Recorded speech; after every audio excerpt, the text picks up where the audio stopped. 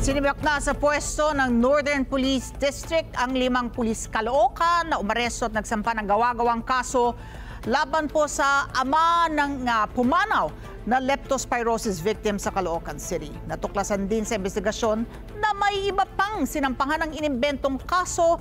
Ito pong mga dawit na pulis. Mar Gabriel sa balitang yan. Dito ka na! July 22 nang arestuhin ng mga pulis si Jason De La Rosa sa isang convenience store sa Caloocan City dahil sa shoplifting.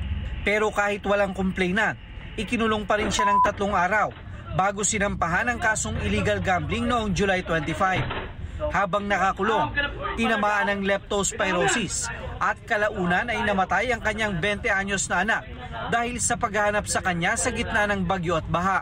Ang sabi ng 2 pulis, tinunover namin yan kay Substation Commander, kay Lieutenant Aganos.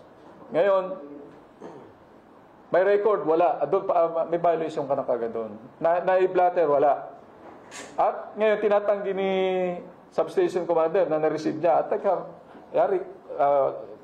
dali na rin agad siya doon. Sinibak na sa pwesto ng Northern Police District ang 5 pulis na umaresto at nagsampa ng gawa-gawang kaso kay Jason, kasama na ang mismong hepe ng Substation 2 ng Caloocan Police. Dinisarmahan na rin sila at kasalukuyang nasa restrictive custody. Noong Lunes, naghain ng reklamong administratibo sa Napolcom si Jason laban sa mga tauhan ng Caloocan Police. Pero sa investigasyon ng otoridad, hindi lang pala siya ang biktima ng gawa-gawang kaso.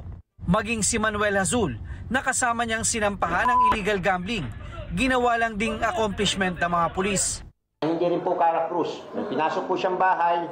Siya po ay nahuli po na may-ari. Ayaw na rin po maabala. At kinuha ngayon ng mga pulis natin. At kinaswang nga po. Na 1602. Nagsampa na rin kahapon ng hiwalay na kasong kriminal ang Caloocan Police laban sa mga sangkot nilang tauhan. Kasama rito ang arbitrary detention, perjury, at incriminating an innocent person. Iginiit naman ng mga opisyal na isolated case ang insidente. Hindi rin daw sila nagpapatupad ng quota system. Mahigit 10 na dito, no? At ako hindi nagtatakda ng kung anong quota. May target. Ano bang pong action po ng mga pulis natin ay hindi naman po action ng kabuuhan ng Caloocan, especially po ng kabuuhan ng ating institusyon. So kami po ay nakikiusap.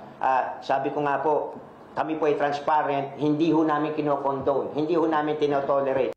Samantala, natukoy na rin ng mga pulis ang pagkakakilanlan ng sibilyan na bumugbog at nagposas kay Jason sa loob ng convenience store. Nasasampahan daw nila ng kasong kriminal. Ito, di ba? Sinuntok-suntok niya si Jason, di ba? Kapailan namin ang ano to. Kasi nag-intervene siya sa police procedure. Ipinag-utos na rin ng liderato ng PNP ang pagtatanggal sa mga detention facilities sa mga substation upang maiwasan na ang kaparehong insidente. Magsasagawa rin daw sila ng inventory at regular na monitoring sa mga detainee sa kanilang mga pasilidad upang mabantayan ang mga ipinapasok at lumalabas sa kulungan. Mar Gabriel, para sa Mata ng Agila.